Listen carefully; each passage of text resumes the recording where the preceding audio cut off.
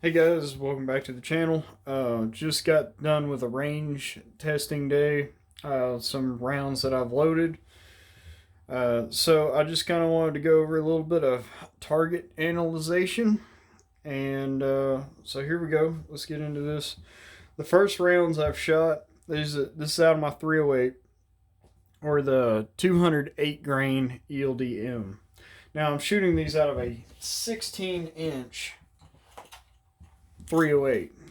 And you know, shooting a bullet that heavy out of a 16-inch barrel, obviously we're not going to get really high velocities out of them. But my goal was to see how accurate I could get these to go, you know. So for the 208 grain ELD match, I had a pretty good group going there. Obviously, the way my rifle, my scope set up, this was my point of aim, and this is the point of impact. So it's hitting a little to the right, and as you see with all the other groups, it's hitting a little right. And those are all different bullets there. We can go ahead and ignore this right here. That was a totally different rifle. That was a 243. But we're not going to worry about that. We're going to talk about 308 today. So with the 208 ELDM in a 16-inch barrel, you may be thinking, well, what kind of velocity am I really getting? Okay, so here's what I've got. These are the recorded velocities for that 208 grain bullet. So we're looking at an average of 2,412.8 feet per second. And extreme spread is about 50 feet per second, give or take. Maybe a little less than 50 feet per second, maybe a little more, somewhere in there. And it looked great up till the point of I think this was the fourth shot out of the five, and it went way left there out of the group. So like the group looks really good except for that one. And and I've had this issue with the ELD bullets in the past. I've used the ELD X's, the 200 grain ones, and I've shot those all the way out to 1,200 yards out of the 16-inch 308. And you'll get like 4, 5, 6 real good, they're all shooting pretty tight around the target. When you're shooting that far, and then you'll get one that's like 4 feet off for whatever reason. I don't know what it is. It'll just be one round out of the 10, 15, 20 that I shoot. One or two of those is going to be 4 foot left or 4 foot right or 4 foot low or 4 foot high, but it's just all of a sudden out of nowhere, it's just out of the group. So it just horny bullets, I guess. I don't know, but that just always happens with this 308. And I'm sure it's not really the rifle because you get say 9 out of 10 bullets, 9 out of 10 rounds that I shoot typically will be in a nice tight group, typically like that, which is pretty good. It's about 1 inch, and for a Ruger American rifle, for a semi budget rifle, even though mine's like a special edition or whatever. It's still a pretty inexpensive sub $1,000 rifle. I get, if I get a 1 inch group out of it, I'm perfectly happy with that. That's great.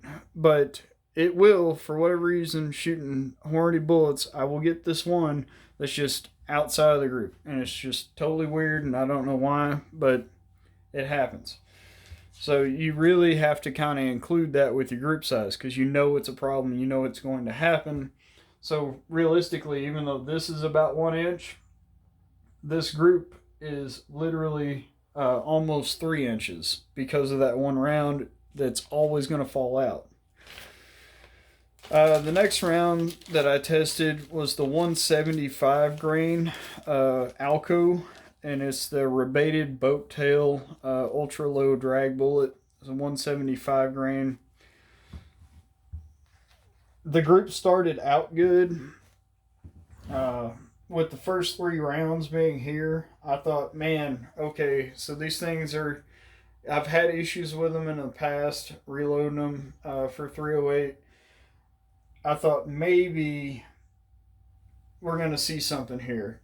The first 3 rounds, I'm like, okay, it's about an inch and a half wide, an inch and a half big group here. And then the last 2 rounds were just one hit here. That was the fourth round, and then the fifth round there.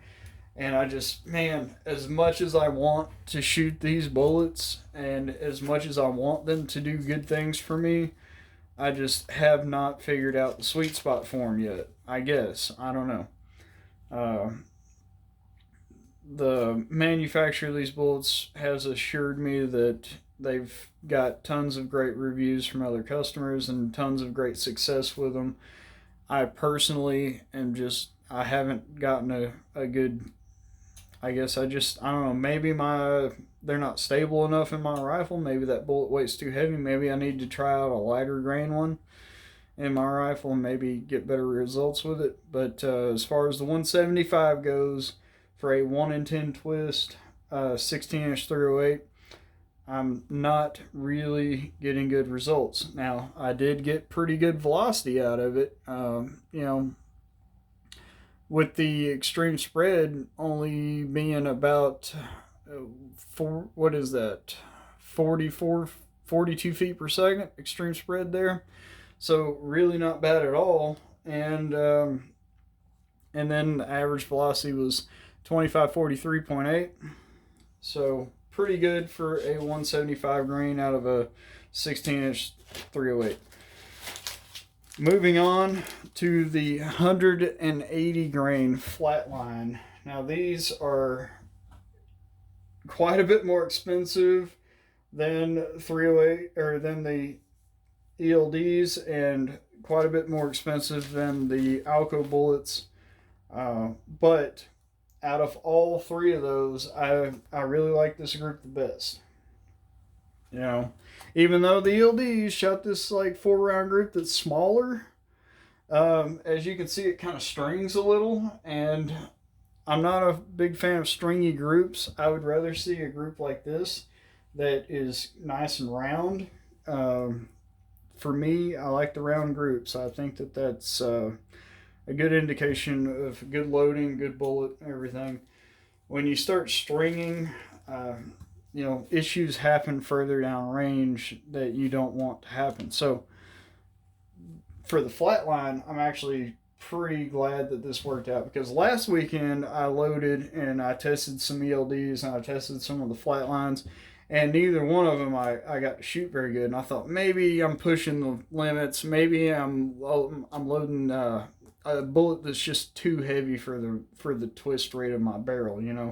Maybe they're just not stabilizing. But this week I kind of changed up a couple things with my brass prep for loading and brought the groups down in size significantly. Brought them down to about 1 inch. And, for like I said, like a budget rifle, a 1 inch group is totally acceptable for me. And so either one of these, I'd be happy with taking and testing out to a mile. And so that's what I'm going to do. I'm going to load some more of these up, probably 20 or 30 of each of them, and do the same brass prep that I did this time.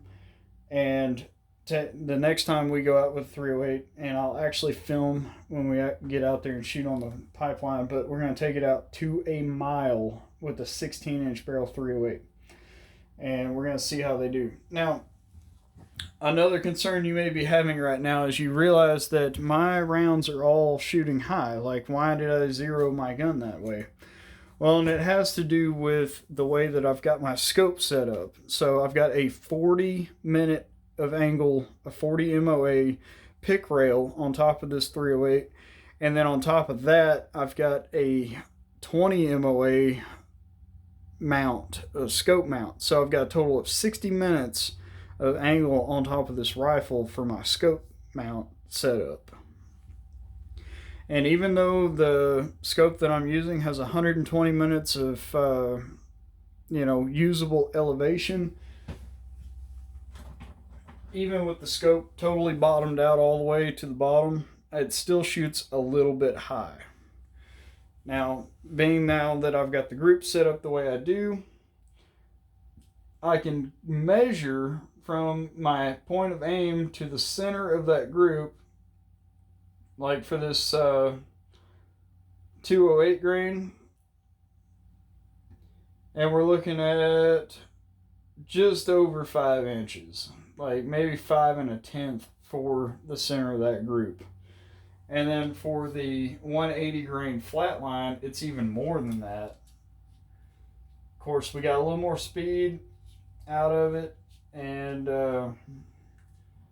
everything. The center of the group is almost 6 inches, like 5.7 or 5.89, so 5.9 inches high there.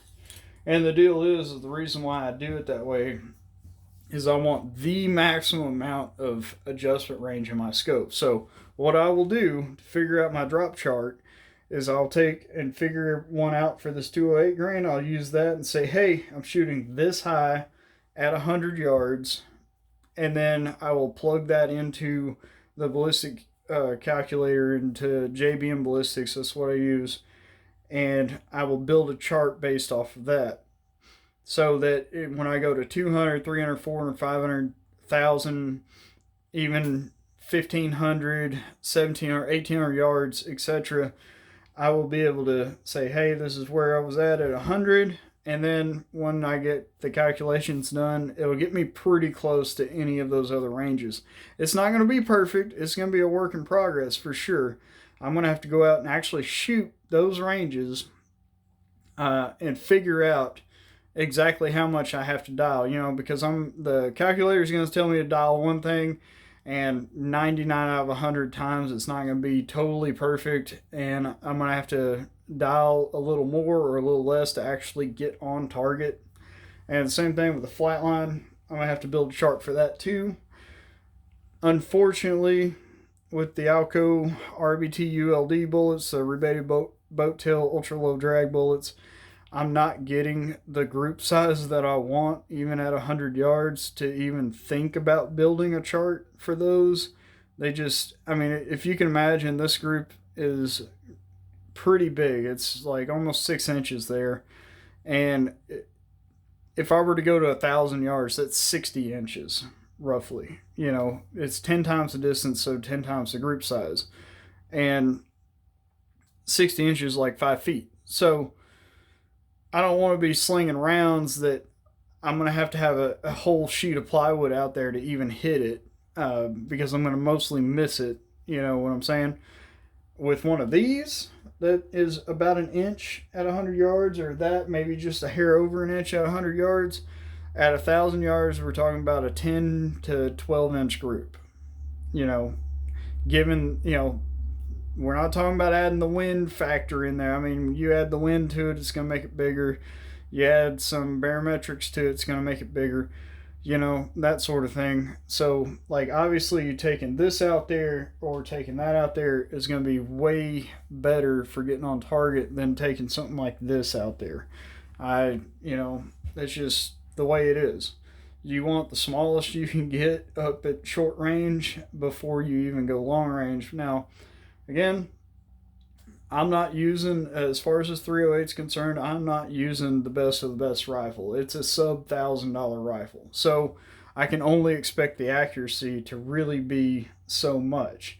It doesn't matter what I do to the brass, doesn't matter as far as primer seating, doesn't matter as far as the bullet I use. I can use the most expensive, best lathe turned bullet that's the tolerances to which those are made is under around 5/10,000ths of an inch or so, and they're just extremely consistently made bullets, and even they are not going to make a cheap gun shoot great. It's not like I got a super duper match grade barrel on that rifle. So if I can get an inch out of it, if I can get an inch or a little under an inch, I'm perfectly happy with that with this rifle. And realistically, for all practical purposes, it's going to do everything I need it to do, and then some. So with the 180 flatlines, you know, they got a really nice high ballistic coefficient. That's what Warner Tool Company advertises them as. What do they say? Faster, flatter, and something. Heck, I've got a box of them right here. Further, yeah, further, faster, and flatter. So these are the 180 grain, and this is what that bullet actually looks like. Pretty friggin' cool. Really pointy, really sharp, but just nice. So, and the Hornady bullets are okay. You know, it's just that I hate that they shoot this small and then have that. You know, I hate that that happens, but literally they do that in my 308. They do it in my 6.5 PRC. They do that in my 5.56. It's just it's like 4, 5, 6 rounds, maybe 10 rounds, perfectly small, just perfect groups. And then that, you know, that one round though, out of that, it's going to go outside the group, and it's unpredictable. And that unpredictability is what I don't like about Hornady bullets. I'm not saying they're terrible bullets. It's just, you can imagine at 1,000 yards, if I'm shooting this and say that group's 1 inch here to 100, that's a 10-inch group at 1,000, give or take. And then all of a sudden I hit this one, that's going to miss the entire target by like 2 feet at that range, you know. It's going to be 2 feet off to the right, or to the left.